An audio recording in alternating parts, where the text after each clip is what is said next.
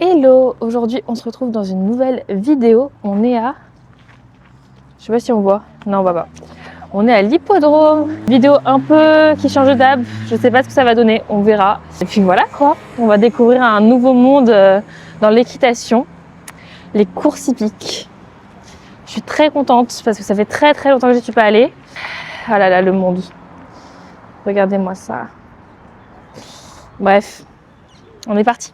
Avant toute chose, je vous fais un petit brief sur les courses hippiques. Je vous ai déjà fait une vidéo complète dessus, donc je vous laisse aller la voir après si vous voulez en savoir plus sur les courses hippiques, leur fonctionnement, etc. Mais là, on va parler un peu plus dans la globalité, dans la généralité. Donc les courses hippiques, c'est simple, c'est des chevaux qui font la course et le premier qui arrive sur la ligne d'arrivée remporte la course. Il existe deux grandes fédérations dans les courses hippiques, France Gallo et le Trotteur français. Chacun sont spécialisés dans des types de courses. France Gallo gère les courses de galop et le Trotteur français gère les courses de trot. Dans le galop, il y a deux sous-disciplines. Il y a les courses de plat et les courses d'obstacles. Et dans le trot également, il y a deux autres disciplines. Il y a les courses montées et les courses attelées. Ici, on est à l'hippodrome d'Auteuil, donc c'est les courses de galop et plus spécifiquement les courses d'obstacles.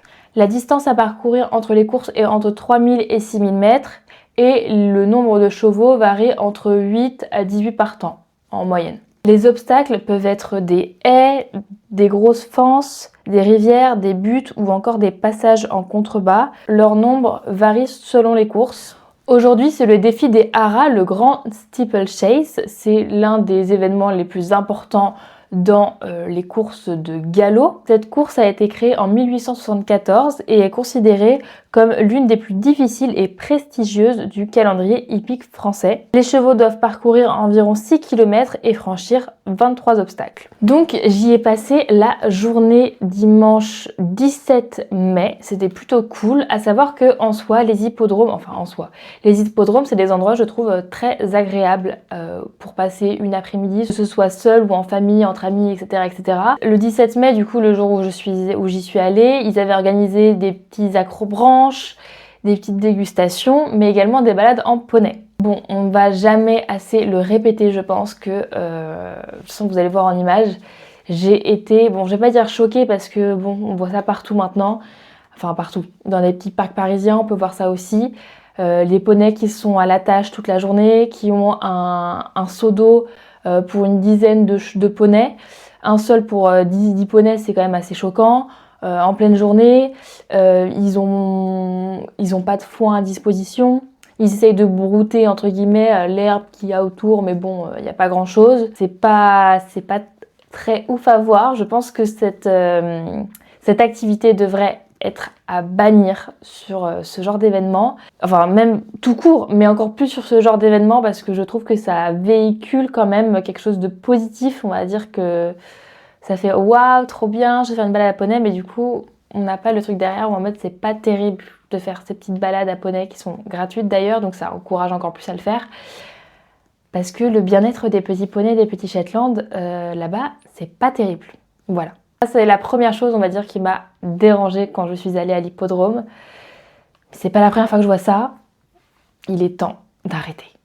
Et je me rappelle que quand je suis allée à l'hippodrome d'Auteuil l'été dernier, il y avait aussi la même activité, la balade gratuite en Shetland et en poney.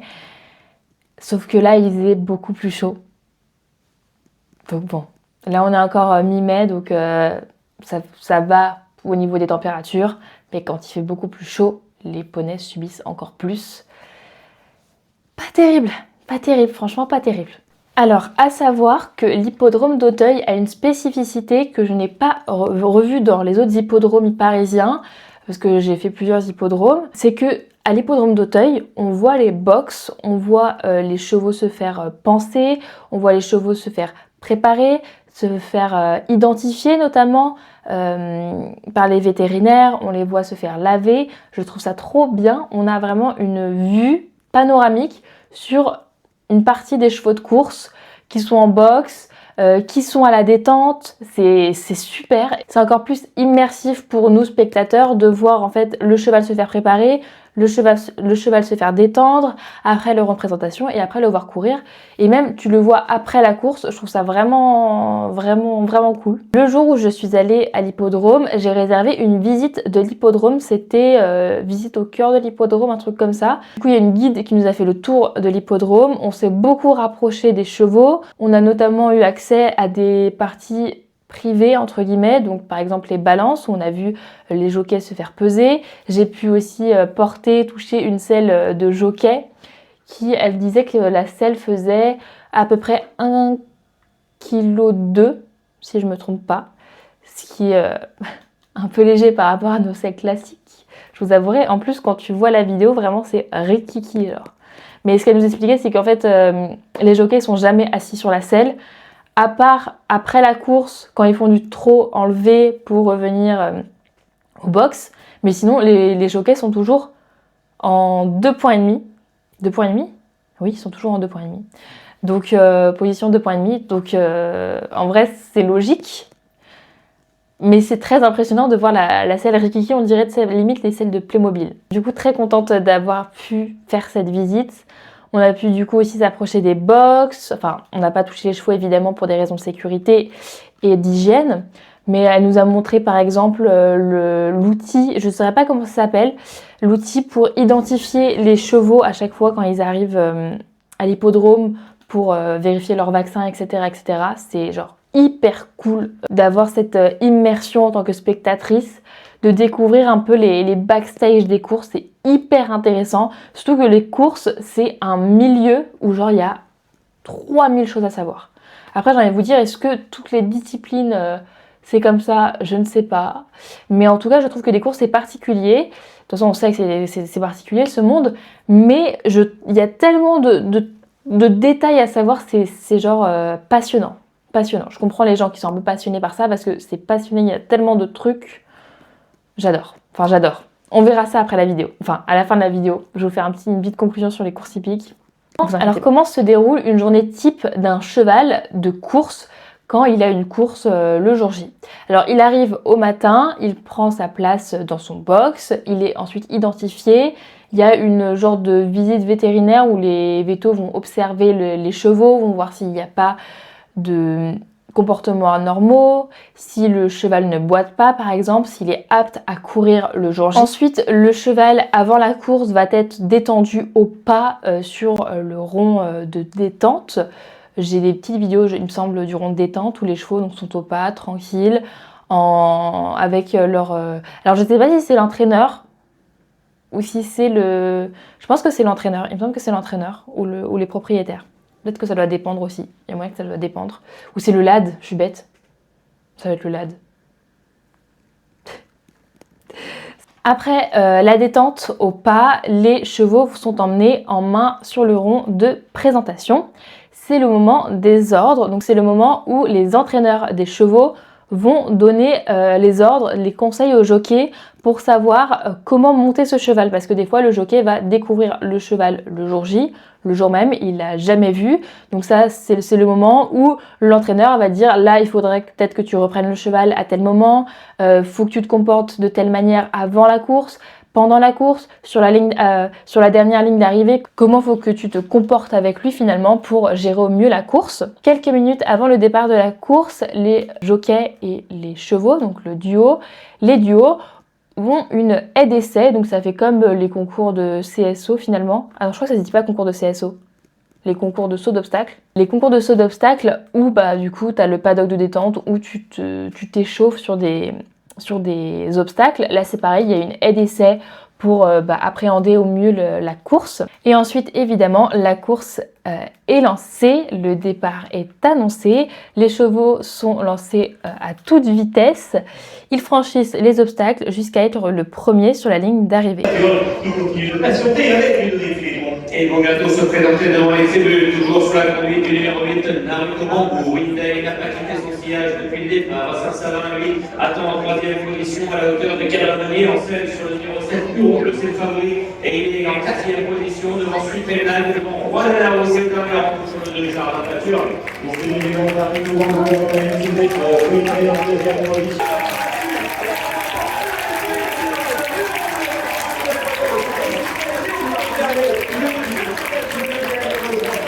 Le duo vainqueur est ensuite invité au milieu du rond de présentation avec son entraîneur. Les propriétaires, les représentants de l'événement, l'entourage du jockey et les officiels de l'hippodrome pour la remise des prix. Ensuite, les chevaux sont emmenés sur le rond de détente, donc qui est différent du rond de présentation, où les chevaux vont être marchés pour la décongestion. Les ronds de détente sont séparés en deux souvent. Il y a un rond de détente réservé aux femelles et un rond de détente réservé aux mâles. Et il me semble que dans certains hippodromes, il y a aussi des ronds de détente neutres pour notamment les ongres. Le cheval gagnant est automatiquement contrôlé et également un cheval peut être choisi aléatoirement dans les partants de la course pour être soumis au test antidopage. Ce sont des prélèvements sanguins et d'urine qui sont faits après la course. À savoir que les résultats peuvent prendre 3 semaines pour savoir si le test est positif ou négatif. Information importante quand même à savoir, c'est qu'en 2024, 0,2% des tests ont été positifs. Donc on va pouvoir conclure que c'est quand même assez rare. Et j'ai envie de vous dire, heureusement. Alors, on va passer à la partie de la vidéo que j'attends le plus, entre guillemets, parce que ça va être plutôt une discussion entre nous. Parce que je vais vous donner, en fait, je vais vous dire des choses qui m'ont un peu dérangée, que j'ai vues. J'aurais aimé avoir votre avis dessus, vos connaissances notamment aussi dessus. Dites-moi ce que vous en pensez. Dites-moi si c'est pour vous, si c'est normal. Apportez-moi de la connaissance. Je vais vous apporter aussi quelques informations, mais dites-moi, voilà, donnez-moi vos avis. Je suis vraiment hyper curieuse de savoir vos avis dessus. Donc on va passer sur quelques points qui m'ont un peu dérangée. Bon, d'abord la première chose, je l'ai déjà dit, mais c'est les petites balades à poney à Shetland, mais j'en ai déjà parlé tout à l'heure. Très dérangeant, et je pense qu'il n'y a pas de débat dessus, honnêtement, il n'y a pas de débat, voilà. C'est non, c'est pas ok, faut arrêter. Ce n'est pas une attraction de faire une balade à poney. Voilà, ça doit être réfléchi, etc., etc. Ah oui, j'ai vu quelque chose qui m'a un peu dérangée, franchement, mais je me suis questionnée dessus. Je vous dis direct. En gros, j'ai vu des chevaux qui sont... Alors, j'ai vu une vidéo où il disait ce terme, donc je pense que c'est ce terme-là, mais vous pouvez toujours me corriger. Qui sont muselés, donc qui ont un genre de panier au niveau de la bouche pour les empêcher de manger avant la course. Alors j'ai demandé à la guide qui m'a fait la visite son avis dessus et elle m'a dit c'était pour le bien-être parce que évidemment avant de faire un marathon, nous on va pas manger un gros burger, donc c'est la même chose pour les chevaux. Mais je sais pas. En fait ça me questionne sur la place aussi des chevaux dans ce genre d'événement. En même temps, je me dis que si cette pratique est commune aux courses hippiques, encore une fois, j'en ai vu certains muselés, pas tous, voilà. J'en ai vu quelques-uns, mais pas tous. Il y en a certains qui n'étaient pas du tout muselés. Mais encore une fois, cette pratique, si elle est commune aux courses hippiques, je pense que c'est probablement aussi le cas dans d'autres concours équestres, notamment le CSO. Je pense au CSO parce que c'est un effort intense qui est demandé au cheval. Donc je me demande si ça peut être aussi, je pense que ça peut être aussi le cas en CSO pour préparer le cheval à un effort intense. Mais je ne sais pas trop quoi en penser parce que je me dis si on est obligé de contraindre le cheval avant cet effort, est-ce que vraiment cet effort lui convient? I don't know. Je ne sais pas. Là pour le coup par exemple c'était un truc où j'aimerais avoir votre avis. Je sais pas trop quoi en penser. Peut-être que je me prends la tête pour rien et vous me direz ma belle, c'est normal. Ou peut-être pas. Je ne sais pas. Le deuxième point que j'avais envie d'aborder, c'est que la plupart des chevaux, la majorité même je dirais des chevaux, sont nerveux, sont sous pression. Notamment, ils se mettent à cabrer lors de la détente. Mon questionnement, c'est en fait, est-ce qu'ils sont à leur place? Est-ce que vraiment c'est leur place? Est-ce qu'ils seraient pas mieux dans un pré? Là, vous me diriez oui. C'est logique, ils seraient mieux dans un pré. Parce qu'en fait, il y a certains chevaux qui étaient vraiment calmes, limite détendus. Ils avaient l'œil plutôt apaisé, je dirais. Mais la majorité des chevaux étaient sous pression, nerveux, stressés. Tu voyais l'œil, le blanc de leur œil limite qui sortait. Je sais pas. En fait, ça fait beaucoup de peine de voir ça parce qu'en fait, on soumet les chevaux à une épreuve que eux-mêmes ne veulent pas forcément. Parce que vous voyez, quand on est humain, on stresse pour des choses, c'est parce que on n'a pas forcément envie de le faire ou parce que ça nous met la pression. Mais en réalité, cette chose qui nous met la pression, si on pourrait ne pas la faire, je pense qu'on ne la ferait pas. Donc, et là, je sais pas. Et pareil, les chevaux qui sont détendus, qui m'ont l'air détendus en tout cas, c'est pas parce que ils sont aussi conditionnés. Il y a cette question d'habituation aussi à cet environnement, à ses habitudes, à rester dans un box. C'est des gros questionnements. Mais c'est des questionnements qu'il faut poser en fait. Parce que, ok, les hippodromes, blablabla, mais c'est pas les hippodromes, la question c'est les chevaux derrière. Et la dernière chose que j'avais envie le dernier point que j'avais envie d'aborder sur cette partie, alors c'est quelque chose que je n'ai pas vu, mais qui est très connu dans les courses hippiques. Et au-delà que ce soit connu, c'est véridique, c'est véritable, on le sait que c'est le cas. Les chevaux sont débourrés très très tôt, entre 1 an et demi et 2 ans, et ils sont montés en course. Et des courses de chevaux qui sont réservées aux 3 ans notamment. C'est très jeune, très très jeune, en sachant que en équitation classique, on commence le débourrage en moyenne vers 3 ans. Dites-moi si j'ai pas les bonnes infos, mais en tout cas j'ai trouvé ça. C'est un peu choquant de voir la différence. Est-ce que un cheval aussi jeune doit subir ça? On peut pas le laisser un peu avec ses copains?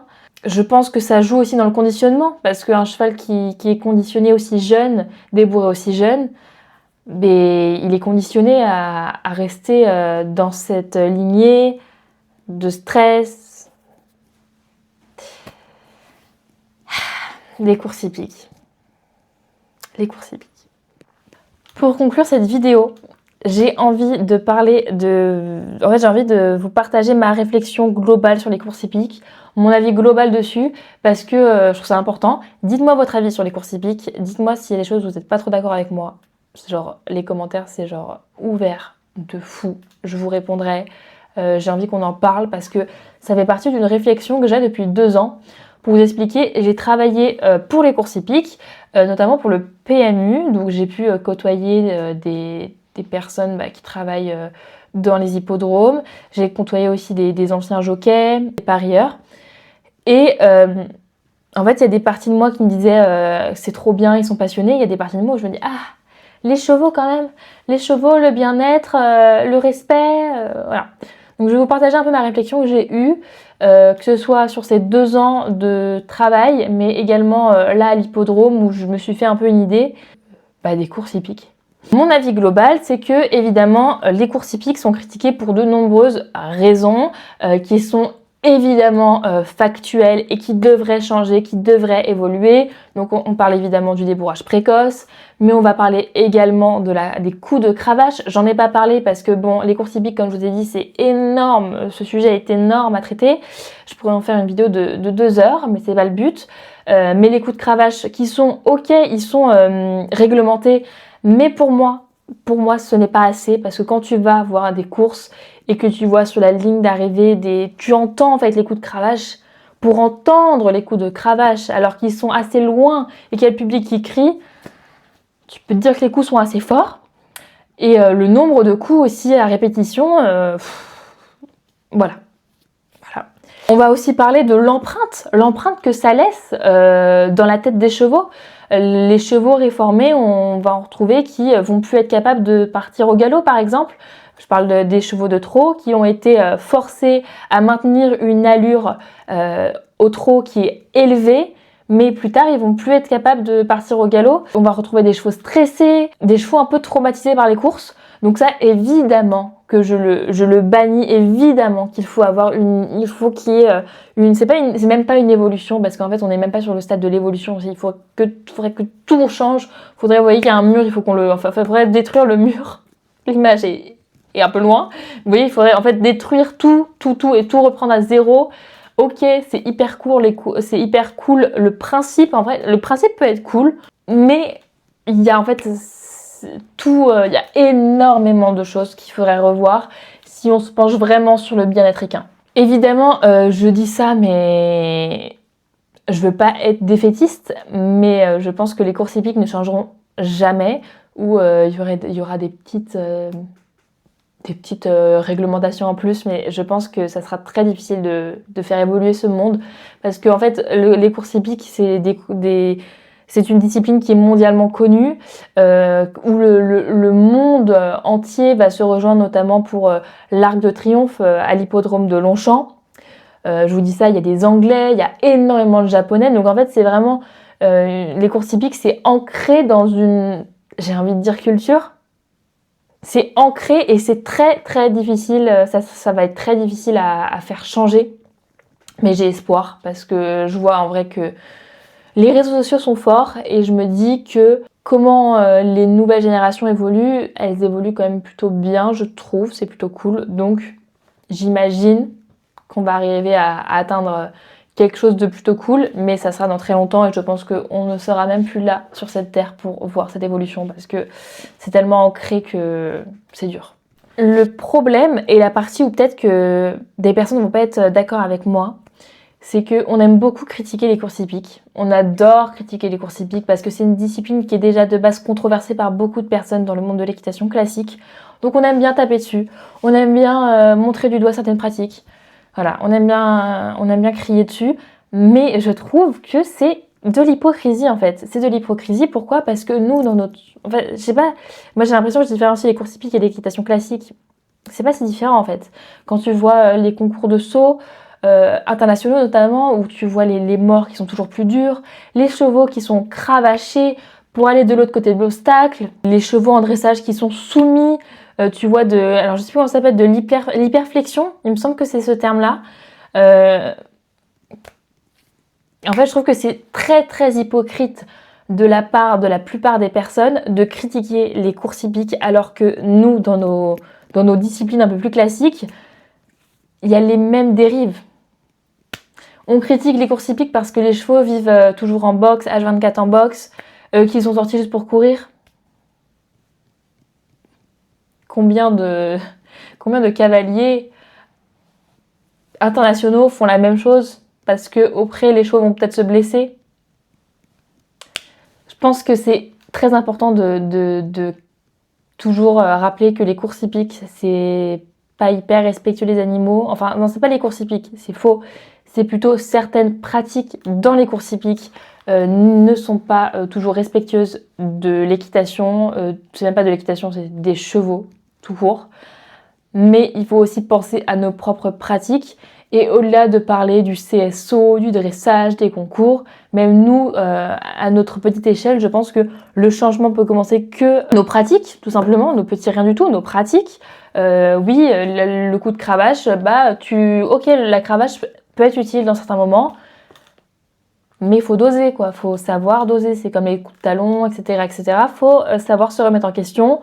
Et je pense que ça part de là pour avoir un réel changement. Je sais pas si vous me suivez un peu. J'avoue que c'est un peu cafouille cette conclusion parce que je sais pas trop comment le dire, mais je pense que je me suis fait comprendre. L'évolution ne peut démarrer que par... Enfin, c'est comme, vous voyez, quand on parle d'écologie et qu'on dit les grands riches, il faut qu'ils arrêtent de prendre l'avion, mais commence déjà par regarder ce que tu fais toi avant de critiquer les autres. C'est exactement la même chose. Essaye de réduire ta consommation de viande ou je sais pas, tu prends le train, enfin voilà. C'est la même chose. Il faut bouger ce monde de l'équitation, il faut qu'on essaye tous ensemble de se rappeler en fait que on fait tous de l'équitation pour une raison, c'est pour les chevaux. Donc arrêtons de voir toujours plus performance, argent, etc., etc. Et venez, on se concentre sur les chevaux. C'est facile à dire, mais je vous promets qu'on peut y arriver. Très cafouille cette conclusion. Mais vous m'avez compris, j'espère. Bref, j'espère que cette vidéo vous aura plu. J'ai l'impression que cette vidéo a été un peu brouillon. Pourtant, j'ai mon ordi depuis tout à l'heure sur moi et j'essaye de suivre à peu près ce que j'ai écrit comme plan. Mais j'ai l'impression d'être partie un peu en... Voilà, mais bon, c'est pas grave. J'espère que le message que je voulais apporter a été assez clair. Évidemment, j'ai pas abordé tous les sujets que je pouvais aborder dans les courses hippiques. Il y a tellement de sujets, comme j'ai déjà dit, notamment les blessures. Il y a la mort des chevaux, évidemment, sur les champs de course. Les champs de course, ça se dit, je crois. Bref, mais ça, encore une fois... c'est facile de dire sur les courses hippiques alors qu'en CSO, c'est la même chose. Hein. Bref, j'espère tout de même que cette vidéo vous aura plu. Dites-moi si vous voulez d'autres vidéos sur les courses hippiques. Je peux vous faire d'autres vidéos. Notamment, il y a toute une partie que j'ai pas du tout parlé parce qu'elle est énorme. C'est le côté parieur. Surtout que je suis plutôt bien placée pour en parler vu que j'ai bossé là-dedans. Je pourrais grave vous parler de ça parce que il y a une chose qui différencie quand même les courses hippiques du CSO, du dressage, c'est cette notion de parier sur les chevaux, cette notion de que les parieurs ne perdent la notion qu'en fait que ce sont des chevaux de base et que ce ne sont pas juste des choses qui courent et il faut parier dessus pour gagner de l'argent. Bref, je pourrais repartir sur un autre débat, mais on va pas repartir sur ça. Dites-moi si ça vous intéresserait une vidéo spécifique sur les parieurs. Je pourrais grave faire ça, je pourrais même interviewer si vous voulez des personnes dans les hippodromes pour savoir un peu leurs avis sur les paris, etc. etc. Ça serait je pense hyper intéressant, mais j'ai pas envie de me lancer dans un truc qui vous plairait pas, donc dites-moi. Et puis voilà quoi, j'espère que cette vidéo vous aura plu une fois de plus. Je vous fais des gros bisous et on se retrouve dimanche prochain pour une nouvelle vidéo. Vidéo équitation, reprise d'équitation avec ma petite Epona. Si vous avez la rêve, vous avez la rêve. Plein de bisous. Chaque année, et c'est une très belle histoire. Can you believe he said that? Like, how cute. You can put me in the trash can, throw me on the sidewalk.